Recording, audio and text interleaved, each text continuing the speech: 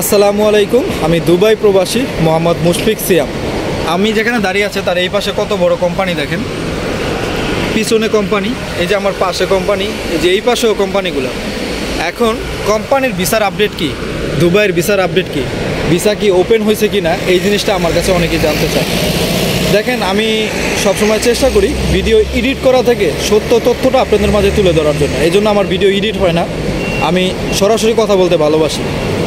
বিষয় হচ্ছে ভাই, এখন পর্যন্ত ভিসা ওপেন হয় নাই। দেখেন, আমরা যারা দুবাইতে আছি, আমরা অনেক জায়গায় ইন্টারভিউ দিছি ভালো ভালো চাকরির জন্য। আমরা খুব কম বেতনে চাকরি করি।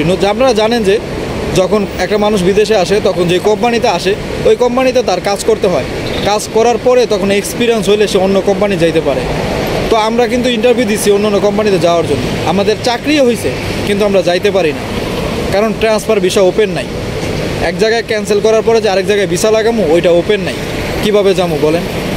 যেখানে আমরা যাইতে পারতেছি না সেখান থেকে বাইরে থেকে শ্রমিকও ঢুকতে পারতেছে না নতুন। এখন ভিসা বন্ধ ভাই, ভিসা চালু হবে, দোয়া করেন যাতে ভিসা চালু হয়। আপনারাও আসেন, কাজ করেন। আমরা যারা আছি তারা যেন নতুন কাজে জয়েন করতে পারি, কারণ অনেকেই আছে যাদের বেতন কম, তারা খুব কম বেতনে কাজ করে। এই যে এই সমস্ত ছোট ছোট ফ্যাক্টরিতে, ছোট ছোট কোম্পানিতে যারা আছে তাদের বেতন মোটামুটি বেশি না ভাই। বাংলাদেশি টাকায় 30-35 হাজার টাকা কাম করে, তারপরে দেখা যায় 10-15 হাজার টাকা তাদের নিজের খরচ আছে, খাওয়া দাওয়া সব কিছু মিলে।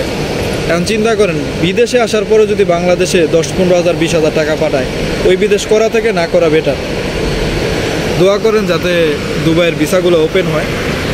আপনারাও আসেন, আমরাও যাতে সুযোগ সুবিধা পাই, দোয়া করবেন সবাই। এবং সিয়াম অফিসিয়াল ইনফরমেশন এই ইউটিউব চ্যানেলে আপনারা যদি ভিডিও দেখে থাকেন সাবস্ক্রাইব করে দিবেন। এটা প্রবাসী ইউটিউব চ্যানেল। আমি চেষ্টা করব সবসময় আপডেট তথ্যগুলো আপনাদেরকে দেওয়ার জন্য।